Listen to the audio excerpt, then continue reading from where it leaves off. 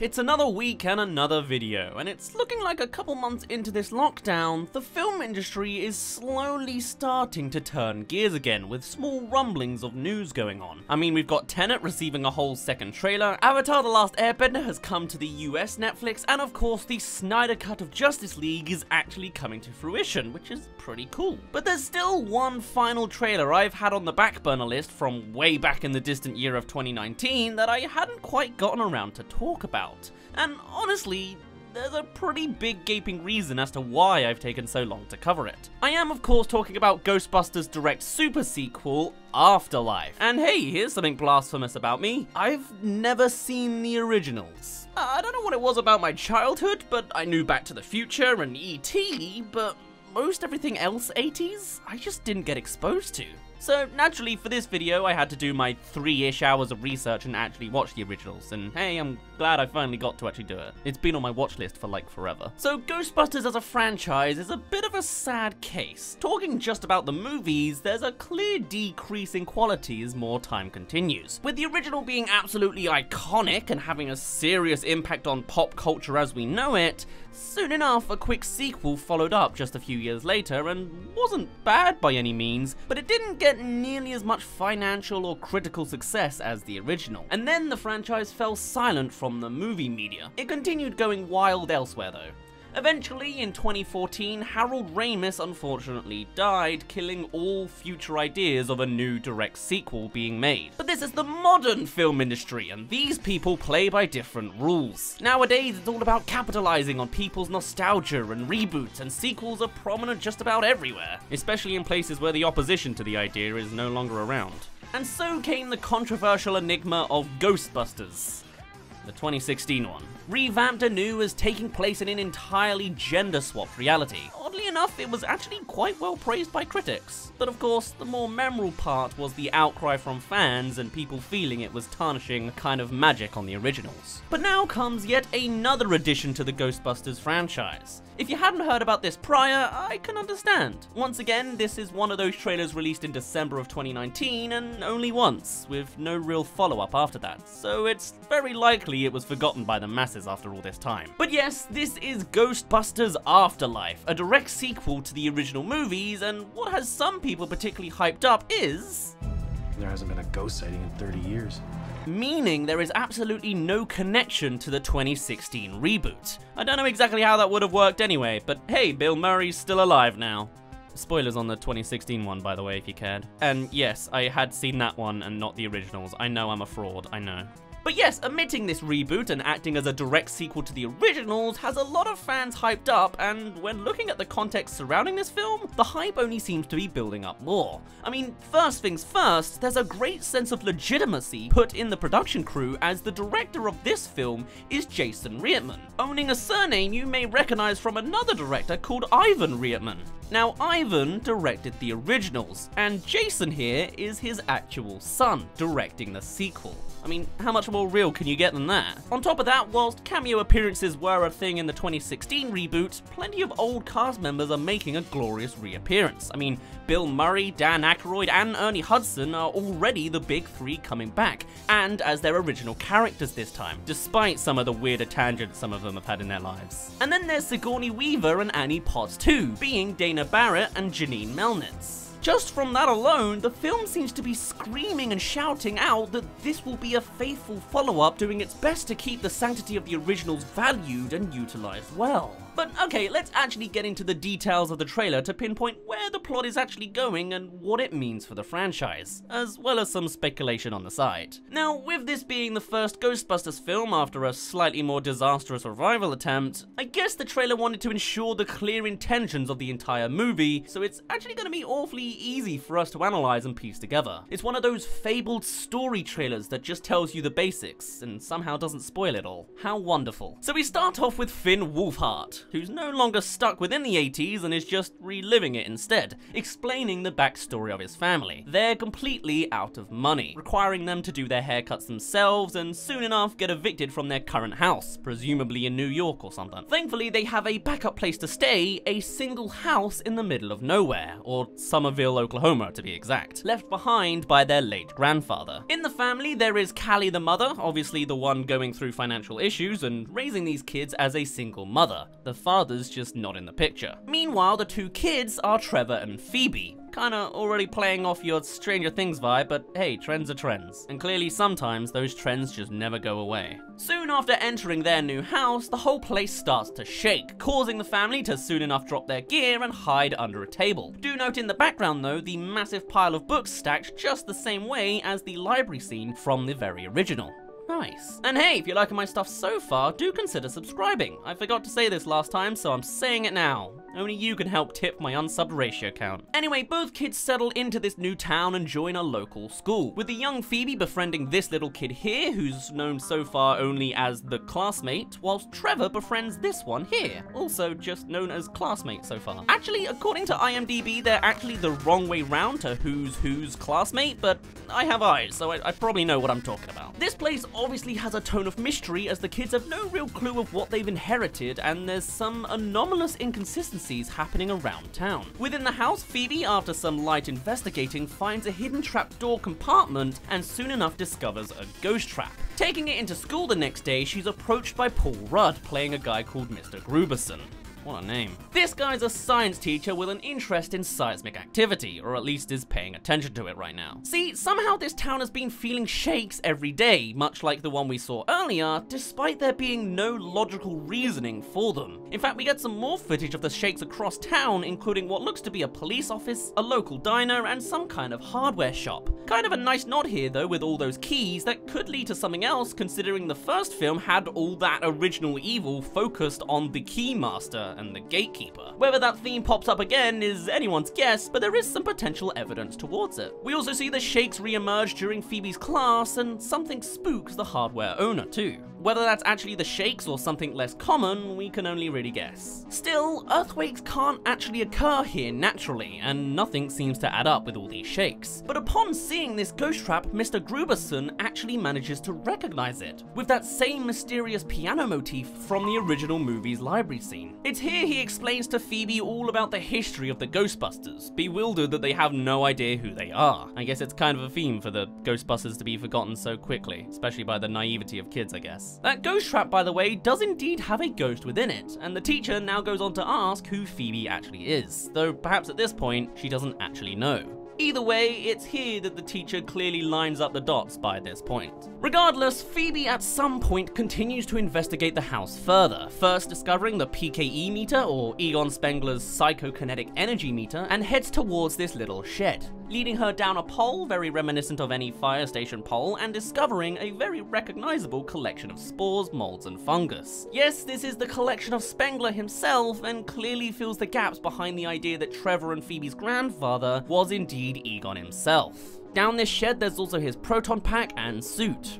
Naturally. This is a direct sequel in that the one late member of the original Ghostbusters is having his memory picked up and continued on by his direct predecessors and taken onwards. And really, that just sounds fantastic. Far better than trying to just replace the original, this film is entirely planning to take homage with the originals, channel them in a faithful and respectful way, and expand the world in a logical way that can reignite the flames of this franchise for a newer young generation. And that's pretty rad. Anyway, finishing off on Phoebe, there is this one other scene we briefly see with her classmate in the daytime heading towards an abandoned mineshaft, Shandor Mining Co., which is a name that did appear in the originals and is a prominent evil character in the video games and comics. Still, we'll come back to her later, as we've been kinda leaving Trevor behind at this point. So Trevor here has a whole lot less screen time generally, not really being as much of the investigative sort. Also settling into a school here, he's seen hanging out with a group of friends one sunset above some kind of mechanical device. Hey, maybe it connects to the mining location here.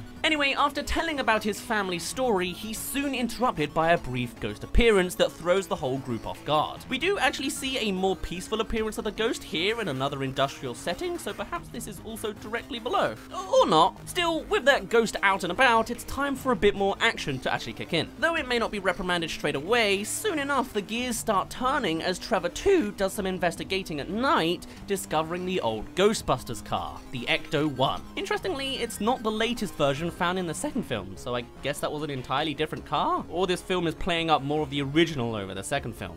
Honestly, it's not that important. The next day, or at least in some daytime, we see Trevor with that car again. The building it seems to be held in is this one here, which just this shot alone leaves a lot of unanswered questions with that caved-in roof and dirt sign on the outside. I guess maybe it's supposed to be a misleading message about what's being collected inside? Probably not. And did something crush the building? Is there another big marshmallow man around somewhere? Still, Trevor's trying to get the thing working and actually does, storming along the fields, and it does look to be just him in the car, enjoying the ride while he can. Think that's also his tracks, or is he actually trying to follow another vehicle? Now, actually, there is a little bonus footage to be seen with this trailer if we look to the German version of it all. Over there, this film is called Ghostbusters 3 Legacy, and right at the end, we see a bonus scene with the Ecto goggles with a new feature to print out a Polaroid of whatever's captured. We see Phoebe and her classmate testing out the gear next to more industrial-looking buildings, and really, it's just a spectacle of seeing this all for the first time. Still, I imagine it fits kind of here in the timeline with Trevor discovering the car and Phoebe testing the proton pack, and then skip ahead and the kids start to actually band together. With Phoebe now aware of her Spengler roots and Trevor accessing the car, they join together along with Phoebe's classmate and somehow not Trevor's to discover there's a gunner seat edition as well, something that hasn't actually appeared before. And hey, there's still that one ghost on the run, and it's not a Ghostbusters film without an egregious amount of property damage. So here they are storming through town, wrecking shop and chasing after that one escaped ghost who looks awfully similar to Slimer, the classic ghost appearing in every film, and all with that iconic Ghostbusters siren. It's very weird to be nostalgic of a sound I only first heard a couple days ago. Still, it's at this point the film really stops telling details and just hops around to the future. Presumably from this point, events only continue to escalate, with more ghosts in a more aggressive manner. We do get this one shot of a ghostly energy smashing along the side of a bunch of school buses, with one containing Phoebe, though there's a faint chance that this actually happens before the Ecto-1 scene. We then also see Mr. Gruberson on the ground in shock at something flying overhead near the school, again linking to those aggressive ghosts visiting the school, and at night we get Gruberson again being confronted in his car by a recognizable leg belonging to that of a terror dog, again from the original movie. Back then they were the servants to the big bad evil Gozer and would possess humans as their vessels. Whether this film is an exact repeat of those trials we'll have to see, but one final shot we do get is of Phoebe standing in front of this thing, presumably the big evil in question. And if you look a little closer, you can actually see it's made of dozens of demonic hands. Creepy, but awesome all at the same time. And that's really all the footage we have to go off of. But of course there's all sorts of extra information we know of that can help us piece together a bigger picture of the whole film. Yes, it's time for the best bit, the speculation. So let's start off with the old cast, shall we? We know for a fact that the original Ghostbusters, bar one, are returning, as well as the love interest and secretary. Pretty cool. But in what form will they take? In the 2016 version, Bill Murray stands out the most as being an upfront ghost denier who dies by ghost. But in this film, the fact that they're alive isn't actually a guarantee at all either. Sure, they were still of breathable age, since it's only the 80s that they were prominent, but the film is all about ghosts, so although it could be distasteful if used incorrectly, could be a bold and interesting progression for the world. But it's probably not the case. Actually, talking about these characters, it would be interesting to guess what actually did happen to them all after all this time. After all, Peter Venkman and Dana Barrett most notably got married at the end of the second film, and Dana had also had a baby boy called Oscar by this point too, who'd now be in their 30s. And in several interviews about scrapped third movie ideas, Oscar would end up being the junior leader of a new Ghostbusters. Perhaps here he could return as a more prevalent character and assistant to the cast. Though I did discover in researching Oscar that one of the two actors for him died 3 years ago after battling mental illness, so that was a shock. Ray Stantz really could be doing anything at this point, as he was last seen being temporarily possessed, but that's about it, and the same can really be said with Winston. Not a whole lot of real future being decided for him. Maybe they went back to being a child entertaining duo. Though there is, more interestingly, Janine Melnitz, who, while briefly had a romantic interest with Egon in the first film that wasn't reciprocated, also had a romantic connection to Louis Tully, neighbor to Dana Barrett and later a tax attorney. Now, Louis isn't specifically casted in this movie just yet, but the guy is played by a particular icon of the 80s and 90s, Rick Moranis, who I've yet to cover the films of yet, but is well known for the likes of Honey, I Shrunk the Kids, the live-action Flintstones, yes that's a thing, and Spaceballs. Though he went on a hiatus from acting after his wife passed and he chose to raise his kids wholeheartedly. What's leading me to bring all this up is he recently decided to end his 23-year-long hiatus and could very well be making a surprise appearance in this film as a joyous little surprise on the side. I'm hopeful for it anyway. He's also been slated to appear in the new sequel to Honey, I Shrunk the Kids, so that's pretty neat too. Also, there's a new Honey, I Shrunk the Kids, I never knew.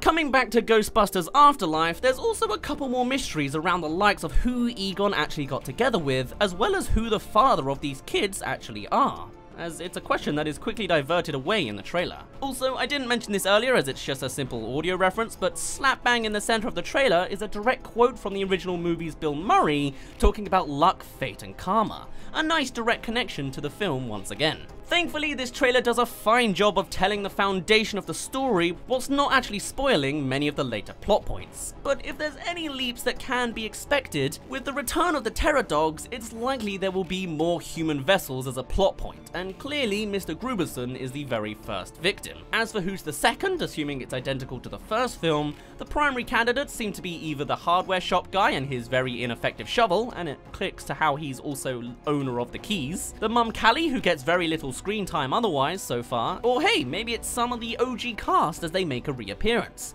Imagine a new Ghostbusters versus the old type of story. But that's just speculation on my part. Much like the idea I have in my head that Phoebe going into the mining shaft is what agitates the ghost down there and shoots it upwards for Trevor to see.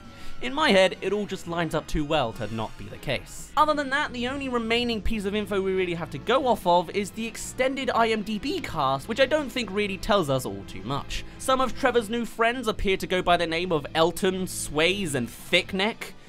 Thickneck? These movie names are getting weirder and weirder. I thought Fridge from Jumanji was going too far. Then after that, there's only really Sheriff Domingo. Clearly the wrong person to call when it comes to paranormal disaster. Maybe that's what happens. Maybe someone actually calls the Ghostbusters. Mr. Gruberson, maybe he does that kind of thing. Whatever the case, we know this new Ghostbusters gang is gonna be 2 girls and 2 boys, and the film has been delayed much like everything else. Although, actually, I'm not too sad about that this time, as for whatever reason, this film was slated for a July 10th release in the US and an August 7th release in the UK. So a duo delay to the 5th of March 2021 doesn't sound too bad to me, assuming they release in all regions. But hey, I'm sure you've heard more than enough about my ramblings about delayed distributions. Tell me your thoughts on what you'd like to see from this upcoming Ghostbusters film, and what directions this film could potentially take. So far, it seems to be ticking all the boxes for me, so I guess I'm just happy to wait for it. For now, my name's been Dazz, you don't really care, and I'll see you in a bit. I'm very glad I can finally tick off Ghostbusters on my list of films I really should have watched. I enjoyed it. I'm a bit more cultured now.